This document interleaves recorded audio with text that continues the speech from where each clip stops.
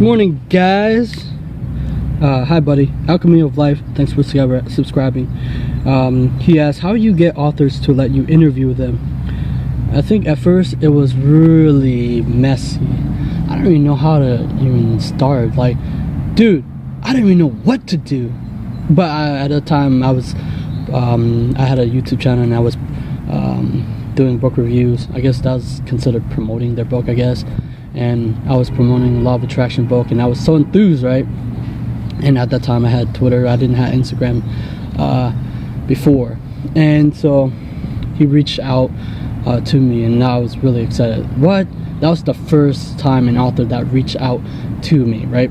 And I was like, he was like, I'm glad that you're enthused or excited about the Law of Attraction, something like that, in that line.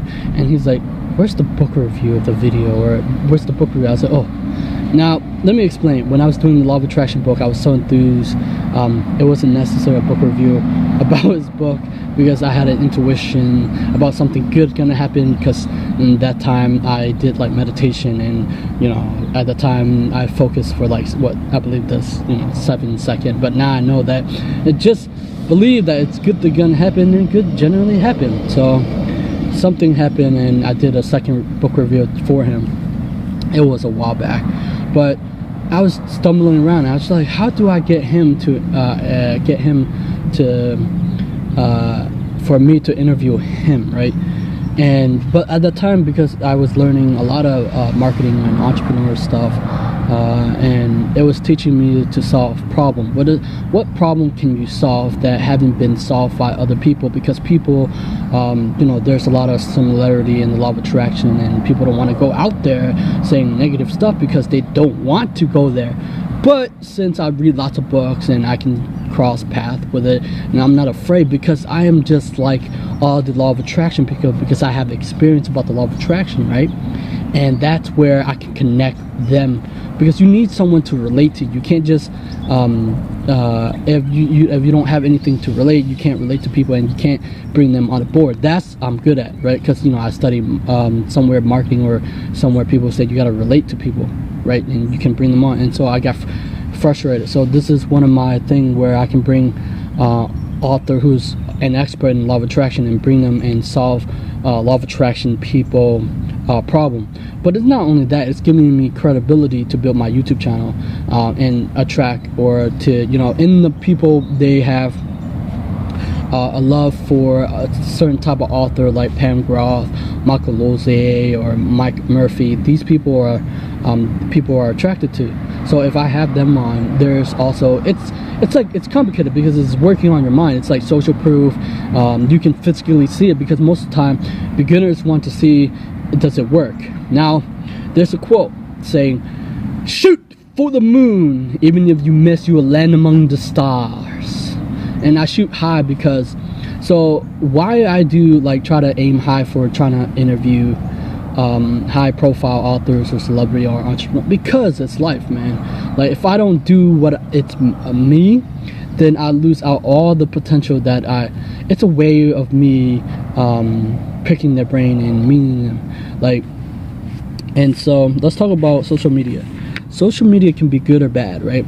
So oftentimes I talk about bad, because most people in this world are using it to their detriment. They're using it as a way to pass time, to waste life, to not utilize these gifts. Like, technology is bridging the gap between your dreams, what author, entrepreneur who you want to interview, or whatever you want to do. These are the tools. So these should be used as a tool to get where you want to go, your dream, right? So at first it was Twitter, and then Instagram came second, and email. And so I reached out Michael Lozay how to do an interview by email, and I didn't know how. So he asked, so he let me interview him, but I thought an interview was like for a job, and I wrote a lot of questions. It wasn't like how it is now. It evolved over time, right? And so, and then he helped me, guide me through interviewing process, and my friend Calvin helped me too with understanding that interview is a conversation. That, and then that's how also, this is where I meet Dr. Renee, Now she's an author, right? And she helped me connect with Zen Rose Garden entrepreneur and law of attraction people. And then Wade Bloodgood, you know, I met him on Facebook because he saw one of my videos that I did law of attraction a long time ago. It was I did like some crazy, or not like that though, but I did something crazy, right? So there's many ways. I think there's Twitter. I think Twitter's underutilized because Twitter, that's where a lot of authors are at too. Instagram is also where our authors are at, but I use Twitter more because I'm used to it, but I know how to utilize it because authors need to help promote their work, right? So you have to come from a place of helping them. And also since we love alchemy, I remember I went to Dennis William Hawk website. It's not as upgraded as it's now, right? So I emailed him, and the gatekeeper emailed me back, and then William Hawk. It took me like 3 months, so I have to follow up with that. But there are times that I got so many rejection because I don't have enough subscriber, and I was like, you know what? I'm not gonna wait till I get subscriber to interview these people. So there's people. So my belief about these things are. So people often ask, why do you even go to high-profile people? Because it's a lot harder, and it teach me things. It teach me that the rejections, see, the thing is, you can interview. So at first I just only want to do interview high-profile because it's a way of me reaching to my favorite author. But it's also it's a lot of things have to go into my mind that why do interview with high-profile authors? Because if you understand how YouTube works, because I'm using YouTube as a gateway to bridge the gap between interviewing someone I want, and most often time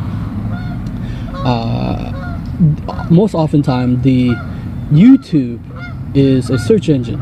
So if these authors are already like Pam Groth, her book is search, and if I have authors that are search, like Ron Balicki, martial art master, Jeet Kune Do, Kung Fu master, who father-in-law was Dan Inosanto, who was in the game of death, right? And his wife is Dana Lee Inosanto. Her is also a search engine.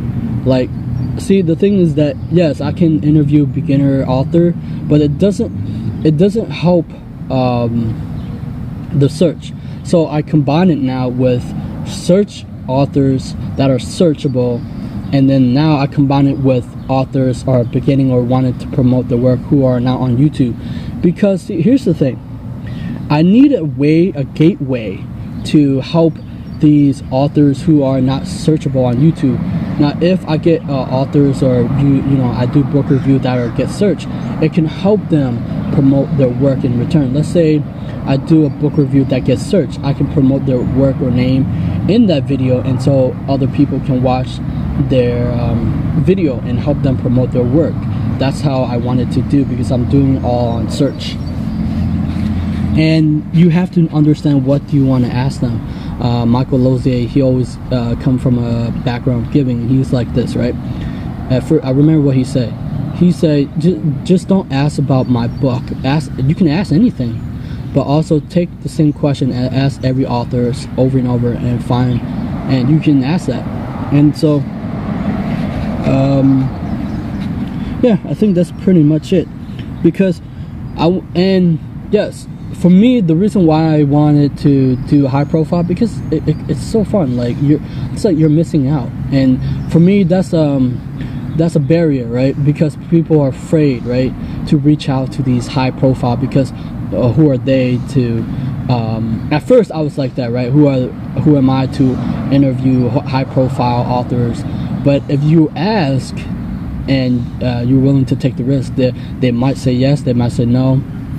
But also I deal with a lot of gatekeepers because they want numbers, and sometimes stuff don't go through and I get frustrated and I get sad and I cry. Anyway, so this one helped a lot. So why am I putting Jack Canfield book right here? Because this one helped me a lot. it's only for authors because that's how I want to do it. So ask if you ask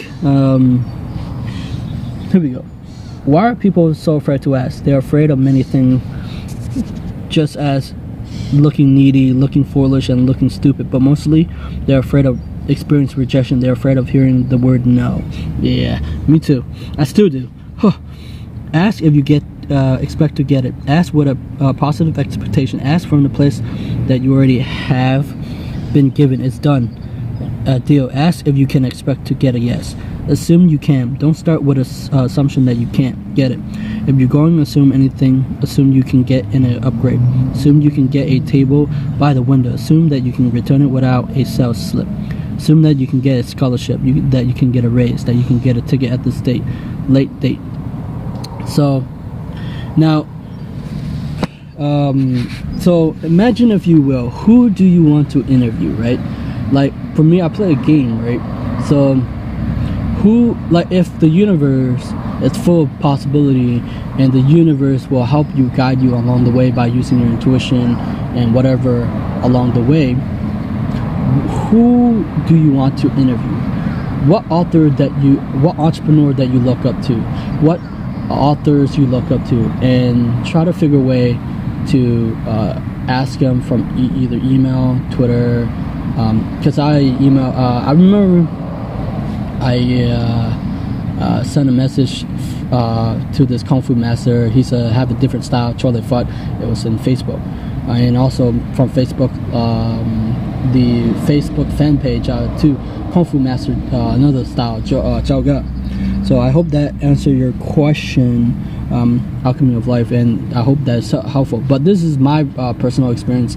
It's not whatever other people who do interview experience, because they either already have built what was it, credibility, or subscriber or whatever, followers, to help them to get where they are.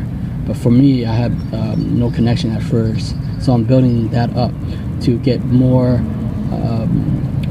high-profile authors, or famous authors, or famous entrepreneurs, or famous martial art masters, because I'm not gonna die on my deathbed. I'm not gonna say I wish I interviewed this author, like I wish I interviewed this guy or this guy. It's not. So if I interview famous people, it will help all of us. It will help even the author that doesn't get searched. It will help everyone, man. Like, that's what I wanted to let other people hear, that's why I do it, okay?